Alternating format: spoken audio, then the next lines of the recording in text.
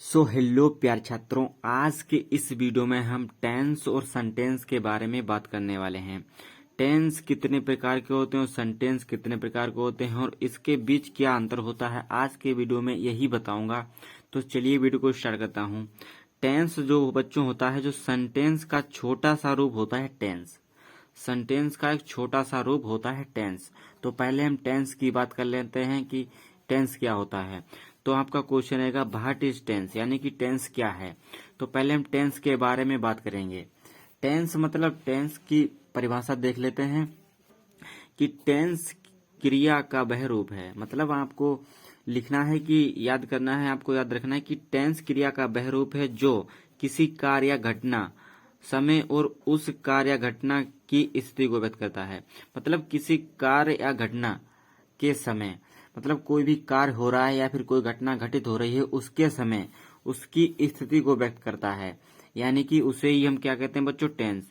यानी कि कार्य या समय की घटना को व्यक्त करता है। यानी कि कार्य हो रहा है या फिर हो गया है या फिर होने वाला है, इसी को व्यक्त करता है। मतलब स्थिति बताता है कि कार्य किस स्थिति में है, या फिर कार्य हो गया है या फिर कार्य हो रहा है या फिर कार्य होने वाला है, उसे ही हम बच्चों टेंस कहते हैं। स्थिति और समय को व्यक्त करता है, उसे ही हम टेंस कहते हैं। और बच्चों हम टेंस को हिंदी में क्या कहते हैं? टेंस को हिंदी में हम काल कहते हैं। टेंस को हिंदी में काल कहते हैं। और टेंस बच्चों कितने प्रकार के होते हैं? मुख्य रूप से आपके टेंस जो होते हैं वो आपके 3 प्रकार के होते हैं।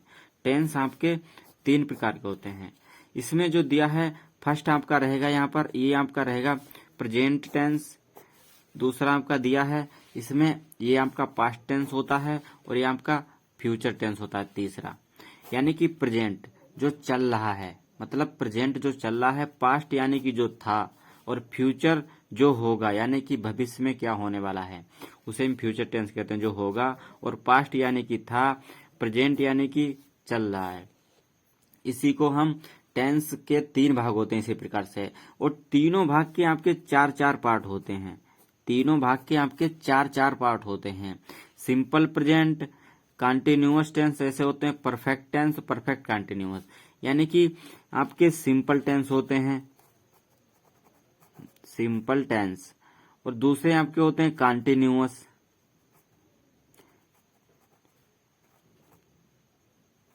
कंटिन्यूअस फिर आपके परफेक्ट होते हैं, परफेक्ट टेंस। फिर आपके होते हैं perfect continuous, perfect continuous.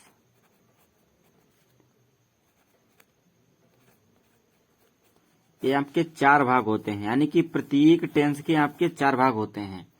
Present के भी 4 होते हैं, पास्ट के भी 4 होते हैं और फ्यूचर के भी 4 होते हैं। टोटल मिला के आपके 12 टेंस होते हैं।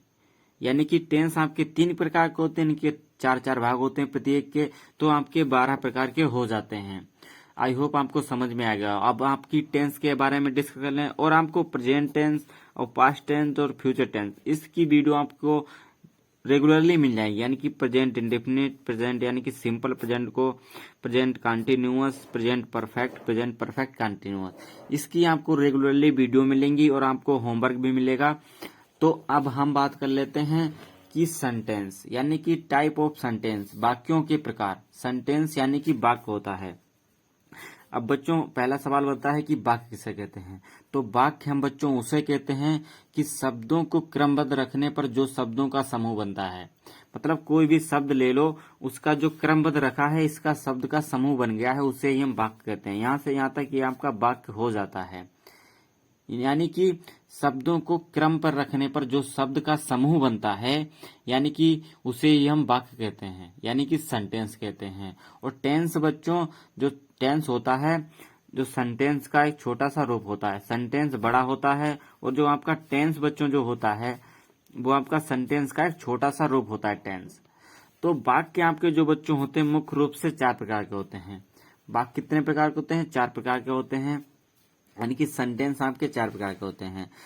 अब देख लेते हैं सेंटेंस के प्रकार। सेंटेंस आपके 4 प्रकार के होते हैं। नंबर 1 पर आपका दिया है असर्टिव सेंटेंस, यानी कि साधारण वाक्य। इसे हम बच्चों हिंदी में बोलते हैं साधारण वाक्य। ये 2 प्रकार का होता है।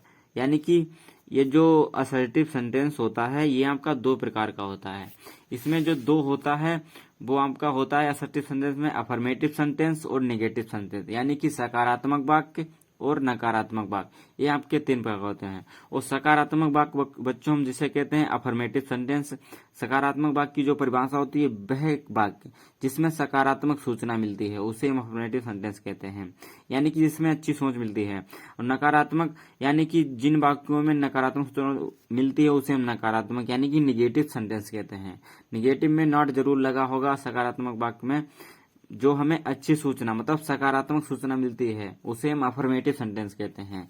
इसके असर्टिव सेंटेंस के 2 भाग होते हैं, अफर्मेटिव होते हैं और निगेटिव होते हैं। और दूसरा आपका इसमें सेंटेंस होता है वो होता है इंट्रोगेटिव सेंटेंस। इंट्रोगेटिव सेंटेंस का मतलब होता है प्रश्न सूचक या फिर प्रश्नवाचक वाक्य, प्रश्न सूचक जिसमें आपकी प्रश्न पूछने की संभावना होती है उसे हम इंट्रोगेटिव सेंटेंस कहते हैं।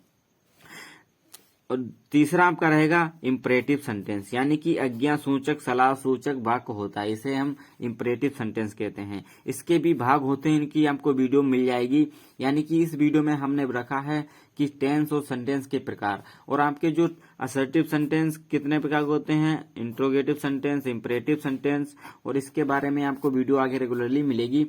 तीसरा आपका होता है इंपरेटिव, इसे हम कहते हैं आज्ञा सूचक। और चौथा आपका होता है एक्सक्लेमेटरी सेंटेंस, इसे हम विस्मय सूचक वाक्य कहते हैं। तो आई होप आपको वीडियो अच्छी लगी होगी। वीडियो अच्छी लगे तो लाइक करें, चैनल पर नए तो बच्चों सब्सक्राइब जरूर कर लें, क्योंकि आज से आपकी रेगुलरली वीडियो टेंस और सेंटेंस के बारे में, आपकी ग्रामर, इसमें रेगुलरली आपको ग्रामर की वीडियो मिलेगी ही। इसीलिए चैनल को सब्सक्राइब करें, ज्यादा से ज्यादा शेयर करें और सपोर्ट करें। जय हिंद, मिलते हैं नेक्स्ट वीडियो में।